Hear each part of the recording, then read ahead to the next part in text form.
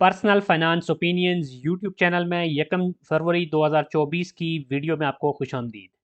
आज की video Pakistan stock market में रिजल्ट्स और डिविडेंड के हवाले से जो मुख्तलिफ वीडियोस इस चैनल पे अपलोड की जाती हैं उसी का एक तसलसल है। बैंकिंग सेक्टर में से कल मैंने दो कंपनीज़ के हवाले से वीडियो बनाई थी उनके डिविडेंड के हवाले से, और आज एक और बैंक ने अपने रिजल्ट्स का ऐलान किया है, एनुअल रिजल्ट्स का फॉर द ईयर एंडिंग 31 दिसंबर 2023। और जो रिज़ल्ट है इसके मुताबिक इस कंपनी के या इस बैंक की जो अर्निंग है उसमें 125% से ज़्यादा का इजाफा हुआ है। इस कंपनी के डिविडेंड के हवाले से और अर्निंग के हवाले से डिटेल्स आपके साथ इस वीडियो में शेयर की जाएंगी। जिस बैंक ने आज अपने रिजल्ट्स का ऐलान किया है वो है बैंक अल-फलाह लिमिटेड, जो कि पाकिस्तान स्टॉक मार्केट में बैंकिंग सेक्टर का एक जाना पहचाना बैंक है। और अगर शरिया कंप्लायंस की बात की जाए तो ये भी जो कि एम आई आल शेयर इंडेक्स है उसका हिस्सा नहीं है। अब आज जो इसने फाइनल डिविडेंड ऐलान किया है 2023 का वो है 50%, यानी कि ₹5 with the face value of 10। और इसका अगर हम इंटरिम डिविडेंड की बात करें तो इससे पहले 30% यानी ₹3 का ये इंटरिम डिविडेंड भी दे चुका है। तो इस लिहाज से आप कह सकते हैं कि जो टोटल क्यूमुलेटिव डिविडेंड इसका 2023 का बना है वो है ₹8। अब आगे चल के जब हम हिस्टोरिकली देखेंगे इस कंपनी की पास्ट परफॉर्मेंस की या पिछले 5 साल की अर्निंग और डिविडेंड की, तो आप देखेंगे कि ये जो इसका डिविडेंड है ये उसमें हाईएस्ट है, विच मीन्स कि ये जो साल था एक्सेप्शनली एक बेहतरीन परफॉर्मेंस का साल रहा है बैंकिंग सेक्टर के लिए बिलूम। और इस कंपनी की अगर हम बात करें या इस बैंक की बात करें तो उसके लिए बिलखसूस। अब अगर हम अर्निंग्स की बात करें तो अनकंसोलिडेटेड जो इसकी अर्निंग पर शेयर रही है 2023 की वो है ₹23.12, जबकि सेम पीरियड लास्ट ईयर यानी 2022 की अगर आप बात करें तो वो थी ₹10.27। तो यहाँ आप देख सकते हैं कि डबल से भी ज़्यादा यानी 125% से भी ज़्यादा का इजाफा हुआ है इस कंपनी की या इस बैंक की अर्निंग्स के अंदर। अब अगर हम इस आज के डिविडेंड के हवाले से जो डेट्स हैं उनको देखें तो इसका इस जो आज अनाउंसमेंट हुई है उसके मुताबिक जो बुक क्लोजर डेट है वो 15 मार्च 2024, एक्स डेट 13 मार्च और स्पॉट डेट इसकी 12 मार्च 2024 बनती है। करंट प्राइस इस कंपनी के शेयर की जब मैं ये वीडियो बना रहा हूँ तो ₹51.20 पे इसकी ट्रेडिंग हो रही है। तो इस प्राइस के ऊपर अगर हम आरओआई कैलकुलेट करें, यानी कि अगर आप इस कंपनी के शेयर्स में ₹1,00,000 एज एन एग्जांपल इन्वेस्ट करते हैं आज की प्राइस में, तो आपको तकरीबन उसमें 1953 शेयर्स मिलते हैं। और उस पे जो डिविडेंड आपका बनता है वो है लगभग ₹9,760 बिफोर ज़कात एंड टैक्स डिडक्शन। अब ट्रेलिंग 12 मंथ की अगर हम इसकी डिविडेंड यील्ड निकालें तो वो 15.63% बनती है। वैसे मैं अमूमन ये कहा करता हूँ कि 20% से ऊपर अगर डिविडेंड यील्ड है वो तो बहुत ही शानदार डिविडेंड यील्ड कहलाएगी, लेकिन एनीथिंग जो कि 15 से ऊपर है वो भी एक रीजनेबल डिविडेंड यील्ड कहलाएगी, keeping in mind current situation के हमारे जो ओवरऑल कंपनीज हैं, KSE 100 इंडेक्स की बात करें या ओवरऑल हमारे KSE आल की बात करें, यानी कि ओवरऑल जितनी भी कंपनीज PSX में लिस्टेड है उनकी बात करें, तो वो कंपनीज जिनकी डिविडेंड यील्ड 15% से ऊपर है वो बहुत थोड़ी होती हैं।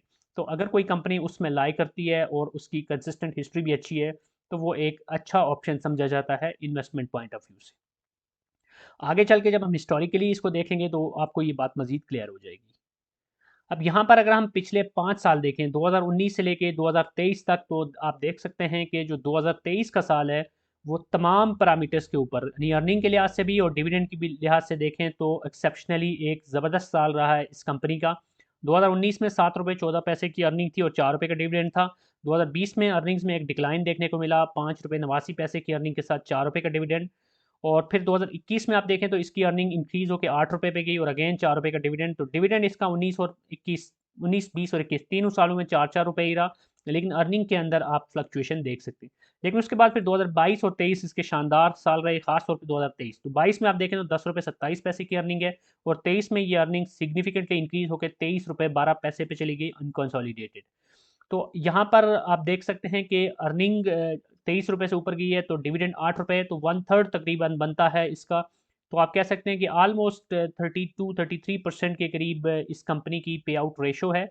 पिछले साल या उससे पहले देखें तो ये पे आउट रेशो सिग्निफिकेंटली इससे ज़्यादा थी, 50% से भी ऊपर थी 2019 और 20 में, क्योंकि ₹7 कमा के ₹4 दे देना या 5.89 कमा के 4, वो एक बड़ी अमाउंट थी। तो उस लिहाज से देखा जाए तो जो इन्वेस्टर्स हैं उनको ये एक्सपेक्टेशन थी कि चूँकि इस साल अर्निंग्स बहुत ज़्यादा हैं तो मे बी कि डिविडेंड भी डबल फिगर्स में चला जाए, लेकिन उतना डिविडेंड नहीं दिया गया।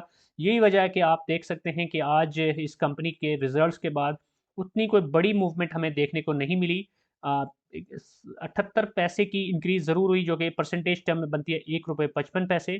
लेकिन जैसे कल हमने देखा था कि सुनहरी बैंक ने जो एक एक्स्ट्रॉर्डनरी रिजल्ट दे दिया था, बेहतरीन डिविडेंड दिया था और उसकी डिविडेंड यील्ड भी 30% से ऊपर चली गई थी, तो उसमें तो आपको अपर लॉक्स नज़र आए और आज भी वही सूरत हाल उसमें नज़र आई। लेकिन उसके बरक्स बैंक अल फलाह में जो आज का रिजल्ट है उसकी बेस पे हमें उस तरह की मूवमेंट देखने को नहीं मिली।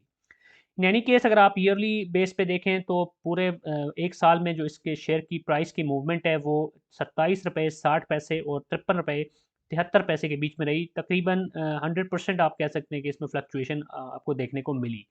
और अभी जो प्राइस है 51 रुपये 27 पैसे, ये जो 52 वीक्स का हाईएस्ट है उसके काफ़ी करीब तर है। पिछले जो 3-4 महीने उसमें हमने ओवरऑल देखा कि स्टॉक मार्केट में मेजॉरिटी कंपनीज में एक बड़ा एक हमें सिग्निफिकेंट बुलिश ट्रेंड देखने को मिला सितंबर से लेके जनवरी तक या दिसंबर तक अगर बात करें। तो उसके अंदर जहां बहुत सारी कंपनीज ने मज़े लिए उसमें ये भी उनमें एक शामिल थी, उस राइड का हिस्सा थी। ये वजह है कि उस वक्त इसके शेयर की प्राइस सिग्निफिकेंटली ऊपर गई। लेकिन अगर आज के डे की बात करें तो 50.25 लोवेस्ट रहा और हाईएस्ट 53.75 रहा। तो इस लिहाज से देखें तो आज जो हाईएस्ट था उससे काफ़ी नीचे क्लोज हुआ, विच मीन्स के आज एक्सपेक्टेशन लोगों की कुछ ज़्यादा थी, वो एक्सपेक्टेशंस मीट ना हो सकी और रिजल्ट के बाद उस तरह का फिर हमें रैली देखने को या उस तरह का एक बुलिश ट्रेंड देखने को ना मिला। और जो क्लोजिंग है वो फिर सिग्निफिकेंटली नीचे जाके हुई जो हाईएस्ट है उसके मुकाबले में। तो विच मीन्स के सेलिंग प्रेशर उसके बाद आया। तो ओवरऑल देखा जाए तो मैं अगर अपना पर्सनल ओपिनियन दूँ तो वो यही है कि बैंकिंग सेक्टर बहुत अच्छे से फ्लोरिश कर रहा है। अभी तक इंटरेस्ट रेट्स की वजह से बैंकिंग सेक्टर ही फ़ायदा उठा रहा है, क्योंकि जो मॉनेटरी पॉलिसी अनाउंस हुई 29 तारीख को, उसमें पहले तो ये खबरें थी और ये चांसेस थे कि इंटरेस्ट रेट को नीचे लाया जाएगा, जिसका दीगर बहुत सारे सेक्टर्स को फ़ायदा तो होना था, लेकिन बैंकिंग सेक्टर उसका उससे उसको डिच पड़नी थी या उसको थोड़ा-सा आपको एक बेरिश ट्रेंड वहाँ पे नज़र आना था, लेकिन वैसा नहीं हुआ। जो इंटरेस्ट रेट है उसको वहाँ पे मेंटेन रखा गया, पॉलिसी रेट 22% पे मेंटेन रखा गया। सेकेंडली जैसे मैंने बाखबर इन्वेस्टर कामयाब इन्वेस्टर सीरीज़ के अंदर मुख्तलिफ मौके पे मुख्तलिफ बैंक्स के हवाले से आपके साथ न्यूज़ भी शेयर की हैं कि बैंक्स अब अपनी एक्सचेंज कंपनीज़ भी बना रहे हैं। तो वो भी एक एडेड लेग ऐड होने लगी है इन कंपनीज़ के लिए, रेवेन्यू स्ट्रीम जनरेट होगी वो। तो उससे जो रेवेन्यू जनरेशन होगी उससे ऑब्वियसली कंपनीज़ की, वो चूँकि होली ऑन्ड सब्सिडरीज़ के तौर पे काम करेंगी बैंक्स की, तो उसकी बेसिस पे भी इन बैंक्स को फ़ायदा होगा, क्योंकि ये भी एक मेजर बिजनेस है जो मुकम्मल तौर पे अगर इनके हाथ में आ जाता है रेगुलेटेड तरीके से तो वो उनको एडिशनल बेनिफिट देगा। तो ओवरऑल देखा जाए तो बैंक्स बहुत अच्छा परफॉर्म कर रहे हैं। इनके जो इस्लामिक बैंकिंग के जो इन्होंने अलग से ऑप्शंस खोले हुए हैं, बहुत सारे बैंक्स ने सेपरेटली उसको स्टार्ट किया और कुछ बैंक्स प्योरली इस्लामिक पे चले गए हैं। तो ये वो सारी चीज़ें हैं जो कि बहुत ज़्यादा अट्रैक्टिव ऑप्शंस के तौर पे सामने आ रही हैं। और बैंक्स इस वक्त मेरे ख्याल में जो मुख्तलिफ सेक्टर हैं उसमें सबसे खुशहाल सेक्टर के तौर पे सामने आ रहे हैं, क्योंकि दीगर सेक्टर्स को और बहुत सारे प्रॉब्लम्स पेश आते हैं, जैसे गैस का, बिजली का और जो दीगर उनको रॉ मटेरियल की इंपोर्ट के हवाले से और उस तरह के जो कदगने हैं। तो जो प्रोडक्शन सेक्टर्स होते हैं जिन्होंने कुछ प्रोड्यूस करना होता है उनको वो प्रॉब्लम्स होती हैं, लेकिन सर्विसेज सेक्टर की बात की जाए तो वो ऐसा इतना ज़्यादा इस तरह की चीज़ों से इम्पैक्ट नहीं होता और ये पॉजिटिवली ग्रो करता रहता है। तो that's it from this video. I hope कि आज की वीडियो में इस बैंक अल फलाह के हवाले से जो रिजल्ट के की इन्फॉर्मेशन आपके साथ शेयर की गई, जो डेटा आपके साथ शेयर किया गया, ये आपके लिए यूज़फुल होगा। अगर आपका कोई क्वेश्चन है, कोई भी फीडबैक है तो आप कमेंट सेक्शन में लिख सकते हैं। और अगर आपको ये वीडियो पसंद आए तो चैनल को सब्सक्राइब करना, वीडियो को लाइक करना और बेल आइकन को प्रेस करना मत भूलिएगा, क्योंकि आने वाले दिनों में और भी बहुत सारी कंपनीज़ के रिजल्ट्स अनाउंस होने हैं और उनके हवाले से भी वीडियोज़ ऐसे ही आपके साथ शेयर की जाती रहेंगी, ताकि आपको जो भी लेटेस्ट डिविडेंड्स आ रहे हैं या जो लेटेस्ट अपडेट्स आ रही हैं, कोई भी नई हैपनिंग हो रही है पीएसएक्स के हवाले से या फिर पर्सनल फाइनेंस और इन्वेस्टिंग के हवाले से इन जनरल, उससे आपको बाखबर रखा जाए। Thank you very much.